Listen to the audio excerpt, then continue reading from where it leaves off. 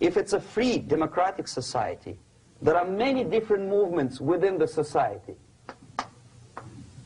There are obviously, in every society, there are people who are against this society. They may be simple criminals, ideologically in disagreement with the state policy, conscientious enemies, simply psychotic personalities who are against anything. Right? All these movements will be directed in one direction, right? This is the time to catch that movement and to continue it until the movement forces the whole society into collapse, into crisis. We don't stop an enemy. We let him go. We help him to go in the direction we want them to go. Okay? Obviously, there are tendencies in each society, in each country, which are going to opposite direction from the basic moral values and principles. To take advantage of these movements, to capitalize on them, is the main purpose of the originator of subversion. So we have religion, we have education, we have social life, we have power structure, we have labor relations, unions, and finally we have law and order. 1, 2, 3, 4, 5, 6. Okay? These are the areas of application of subversion. What it means exactly? In case of religion, destroy it, ridicule it, replace it with various sects, cults, which bring people's attention, faith, whether it is naive, primitive, doesn't really matter. As long as the basically accepted religious dogma is being slowly eroded. Education. Distract them from learning something which is constructive, pragmatic. Teach them history of urban warfare, natural food, home economy, your sexuality, anything, as long as it takes you away. Okay? Social life. Replace traditionally established institutions and organizations with fake organizations. Take away the initiative from people. Take away the responsibility. Power structure.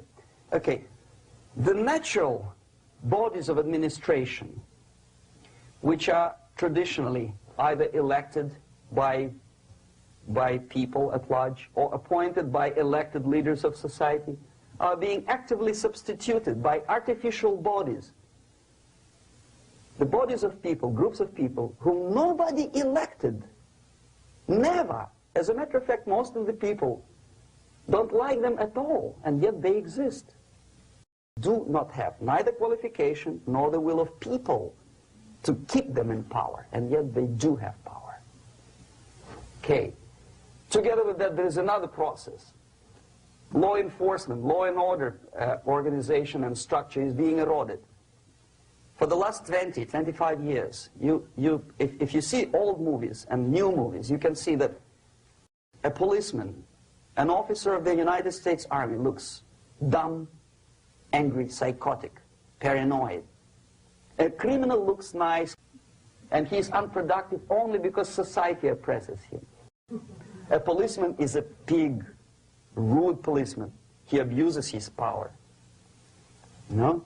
A generalization like that. The hatred, the mistrust to the people who are supposed to protect you and enforce law and order. Moral relativity. Okay, labor relations. At this stage, within 15 to 20 years, we destroy the traditionally established links of bargaining between employer and employee. Millions of people suffer from that strike because economy now is interdependent. It's intertwined like one body. What is the motivation for strike? Improving of workers' condition? No, obviously it's not. Then what is it? Ideology. To prove to these capitalists. And the obedient horde of workers, like sheep, follow these people. And they cannot disobey. Why? Because if they do, you know what happens to them. Pickets. Whenever trade union strikes, we have influx of propaganda, mass media, ideological dissemination. The workers' right, and we repeat it like parrots. Yes, workers' right. To reverse this process, do not elect them to the seats of power, whether it is municipality level, state level, or federal level. It has to be beaten in the heads of American voters that a person like that in the seats of power is an enemy. Do not be afraid of this word. It is an enemy. Strike with the power of spirit and moral superiority. If you don't have that power, it's high time to develop it. And that's the only answer.